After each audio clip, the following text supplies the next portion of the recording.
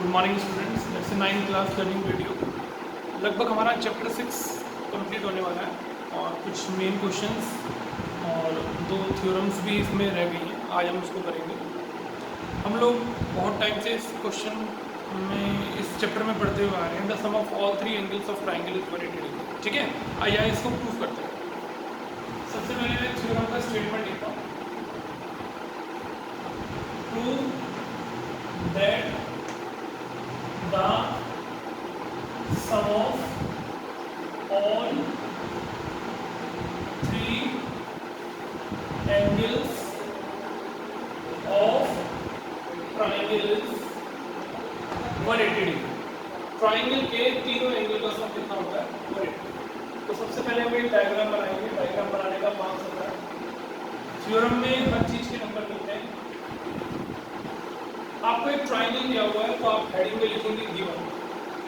Given में लिखेंगे बस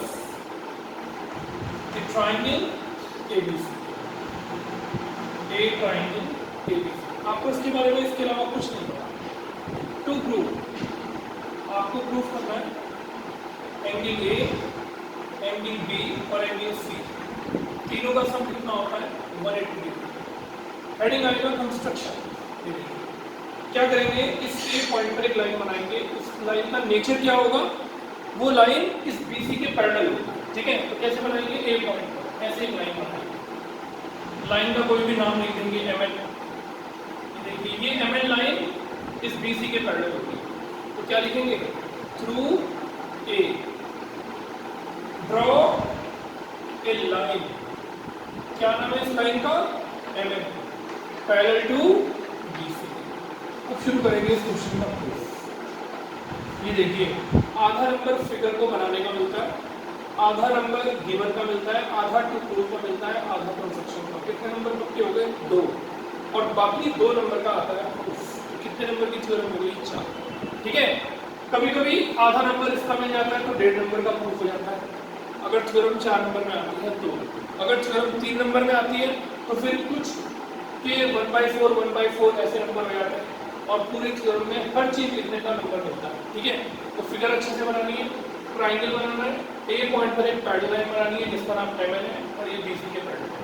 आइए शुरू करते हैं कि ट्राइंगल के तीनों एंगल का सम 180 कैसे होता है। चलिए, आप देख रहे हैं यहाँ पर ये एमएन लाइन किसके पैरेलल है? बीसी के। अब जरा सोचकर बताइए, अगर ये एमएन लाइन बीसी के पैरेलल है तो इस पर ये कौन हुआ? ये ट्रांसवर्सल। तो बताइए इन दोनों एंगल में 1 में और इस बी में क्या रिलेशन होगा? सोचिए, आप पूरा चैप्टर कंप्लीट कर चुके हैं। सोचिए, जब ये एमएन लाइन इस बीसी के पैरेलल होगी और ये ट्रांसवर्सल होगा तो बताइए क्रॉस में जो एंगल बनेंगे इन्हें क्या बोलेंगे? Alternate interior angles. ठीक है, तो क्या लिखूं? Since MN parallel BC and AB is the, बोलो क्या? ट्रांसवर्सल। ये देखिए एमएन लाइन इस BC के पैरेलल है और ट्रांसवर्सल का नाम है AB। तो बताइए कौन कौन से एंगल आपस में इक्वल हुए? एंगल 1 इक्वल होगा किसके? एंगल B के। बताइए ब्रैकेट में क्या लिखें? Alternate interior angles. ठीक है, फिर से चलते हैं। देखिए अभी एमएन और बीसी पैरेलल थे और ट्रांसवर्सल का नाम क्या था? एबी। अब देखिए एमएन और बीसी पैरेलल है और अब की बार ट्रांसवर्सल का नाम क्या है? एसी। तो फिर से लिखेंगे also MN parallel to BC. ठीक, अब की बार ट्रांसवर्सल एबी नहीं, अब की बार ट्रांसवर्सल का नाम है एसी। तो क्या लिखेंगे? And AC is the transversal.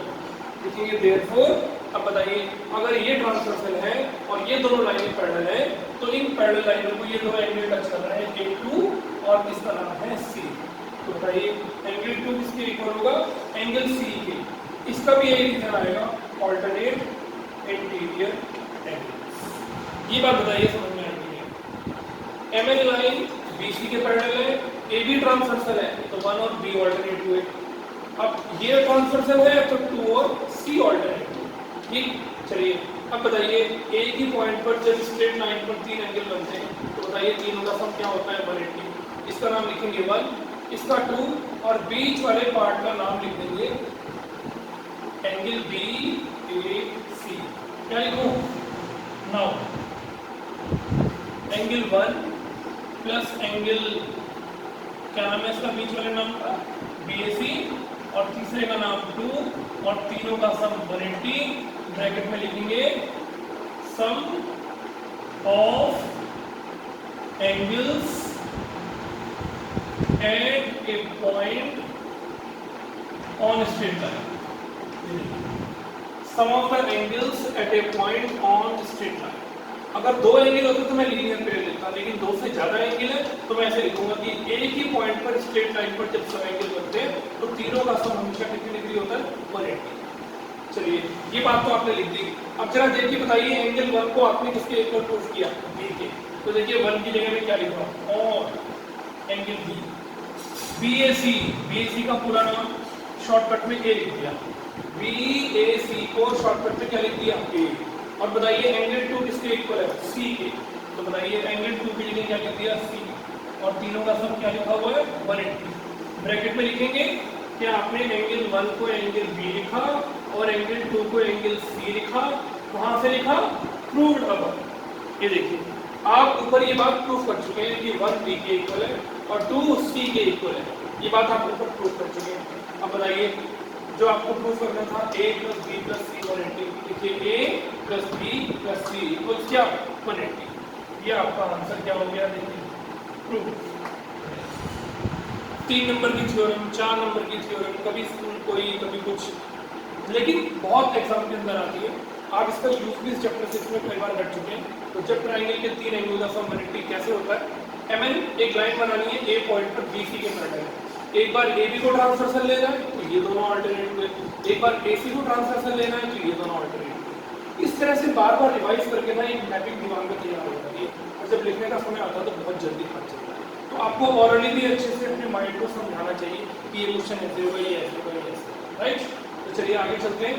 फिर हमने कहा कि ट्राइंगल के एक ही पॉइंट पर देखिए स्ट्रेट लाइन पर तीनों का सम हमेशा 180। Sum of angles at a point on straight line. 1 की जगह बी लिख दिया, 2 की जगह सी, सामने इसका रीजन बता दिया, बीएसी का नाम ए लिख दिया, राइट। बताइए प्रूफ हो गया ट्राइंगल की 3 एंगल का सम कितना। ठीक, एक और थ्योरम करते हैं। इसको भी हम इस पेपर में, इस चैप्टर में सॉरी कई बार यूज कर चुके हैं। देखिए क्या थ्योरम है। Prove that exterior angle of triangle is equal to the sum of its interior opposite angles। चलिए शुरू करते हैं इसको। देखिए एक्सटीरियर एंगल, ट्राइंगल का एक्सटीरियर एंगल अपने दोनों इंटीरियर अपोजिट एंगल्स के इक्वल है। तो एक ट्राइंगल बनाते हैं और एक लाइन को प्रोड्यूस करते हैं, और जो एक्सटीरियर बाहर की तरफ एंगल बनता है लाइन को प्रोड्यूस करके उसका नाम होता है D, sorry A C D, exterior angle, right. तो क्या लिखेंगे गिवन में? A triangle ABC and angle ACD is the exterior angle. ACD is the exterior angle. To prove, जो बात हमें प्रूफ करनी है, ये क्या प्रूफ करना है कि ट्राइंगल का जो एक्सटीरियर एंगल होता है, क्या नाम है इसका? ACD। इसके साथ वाले को लीनियर पेयर बोलते हैं, ठीक है। इसको छोड़ दीजिए तो बाकी के दो एंगल कौन से बचे? ए और बी। देखिए क्या लिखा है? एक्सटीरियर एंगल, ये रहा एक्सटीरियर एंगल। फिर लिखा इज इक्वल, ये रहा इज इक्वल। फिर लिखा सम, ये सम किसके सम के इक्वल होता है? इंटीरियर अपोजिट एंगल्स के। तो इसके लिए दो इंटीरियर अपोजिट एंगल कौन से हैं? एक ए है और दूसरा क्या है? बी। एक्सटीरियर एंगल अपने दोनों इंटीरियर अपोजिट एंगल के सम के इक्वल। बताइए, ठीक है। तो कंस्ट्रक्शन में कुछ नहीं करना, ये गिवन था, ये टू, अब हम स्टार्ट करेंगे। चलिए बताइए, इस एंगल का नंबर 1 डाल देते हैं, इसका नंबर 2 डाल देते हैं। बताइए फिर हमें क्या दिखाई दे रहा है, ये दोनों एंगल का क्या रिलेशन है। जब ये स्ट्रेट लाइन है तो इन दोनों एंगल का सम कितना होगा, 180 डिग्री। इसका रीजन क्या होगा, लीनियर पेयर। ठीक है, क्या लिखूं, angle 1 plus angle 2 equals 180 degree bracket में लीनियर पेयर। ये हमारी इक्वेशन नंबर 1। देखिए ध्यान से, कुछ जल्दी नहीं, बहुत आसान सॉल्यूशन है, एक बार अच्छे से समझ में आना चाहिए। आगे चलते हैं,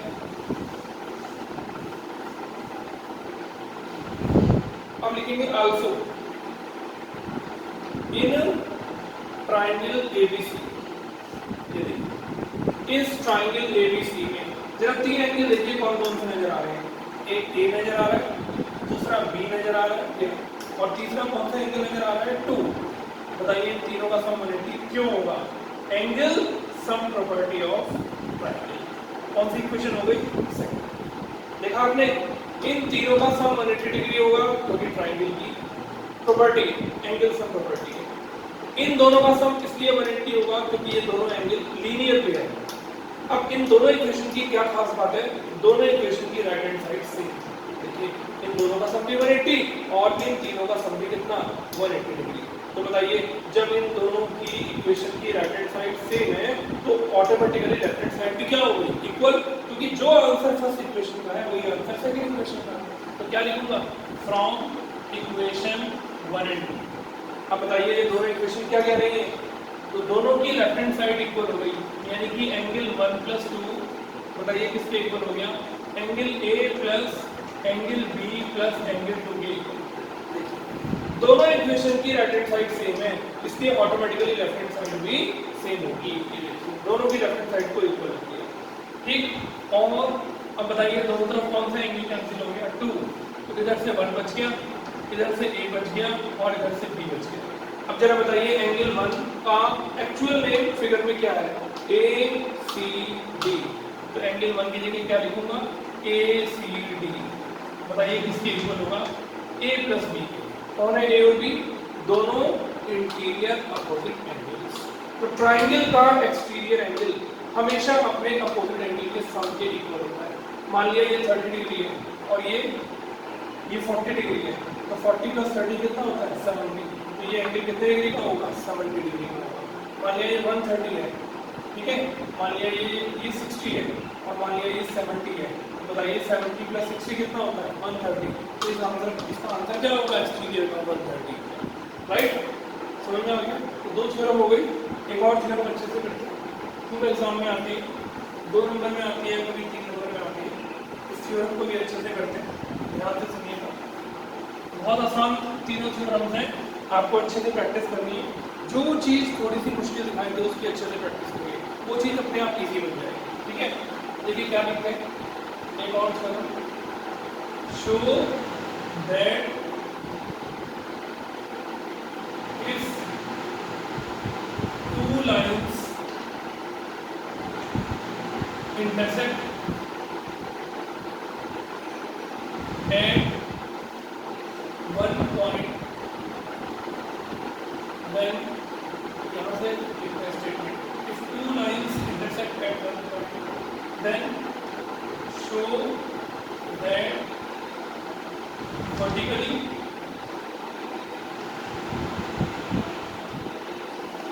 opposite angles are equal to each other। आपको शो करना है कि जो वर्टिकली अपोजिट एंगल होते हैं वो आपस में इक्वल होते हैं। तो चलिए इसका सॉल्यूशन करते हैं। ये देखिए, पहले 2 लाइनें बनाते हैं इंटरसेक्टिंग लाइन, एक का नाम लिखते हैं ए बी और एक का नाम लिखते हैं सी डी, और जिस पॉइंट पर ये एक दूसरे को काटते हैं उस पॉइंट को क्या लिखते हैं, ओ। ठीक, ये देखिए इसका वर्टिकली अपोजिट ये है और इसका वर्टिकली अपोजिट ये। तो क्या लिखो, सबसे पहले हेडिंग लिखेंगे given AB and CD are the intersecting lines cut है ओ, एक दूसरे को ओ पर काटते हैं। चलिए टू प्रूव, देखिए क्या प्रूव करना है, सोचिए क्या प्रूव करना है। इस एंगल का नाम है ए ओ सी और इसकी बैक साइड में कौन सा एंगल बना हुआ है, बी ओ डी। ए ओ सी को किसके इक्वल प्रूव करना है, बी ओ डी, और एंगल ए ओ डी को किसके इक्वल प्रूव करना है, बी ओ सी को। ये देखो इस एंगल का नाम है ए ओ डी और इस एंगल का नाम है बी ओ सी, राइट। तो चलिए स्टार्ट करते हैं, पैटर्न डालते हैं प्रूफ। ये देखिए मैं इनके नंबर डाल देता हूँ 1 2 3 4। जरा देख के बताइए एंगल 1 में और एंगल 2 में क्या रिलेशन है। सोचिए जब ए बी स्ट्रेट लाइन है तो 1 और 2 का सम क्या होगा, 180। क्या लिखूं, since A B is a straight line so angle 1 plus angle 2 का सम कितना, 180। क्यों, लीनियर पेयर। इक्वेशन नंबर 1 देखिए, ध्यान से देखिए, 1 और 2 का सम 180 डिग्री है। अब जरा 1 और 4 को ध्यान से देखिए, 1 और 4 को क्या लिखूं, also CD is a straight line. तो बताइए एंगल 1 और 4 का सम भी क्या होगा, 180। इसके ब्रैकेट में भी क्या लिखें, लीनियर पेयर। आपको क्या ट्रिक याद रखनी है, आपको एक ऐसा एंगल लीनियर पेयर में दोनों इक्वेशन में लेना है जो दोनों में कॉमन आ रहा है। ये देखो 1 को मैंने 2 के साथ में लिया और 1 को किसके साथ लिया, 4 के। ठीक, तो 1 और 2 भी लीनियर पेयर है और 1 और 4 भी लीनियर पेयर है। इन दोनों इक्वेशन की खास बात ये है कि दोनों का सम सेम है।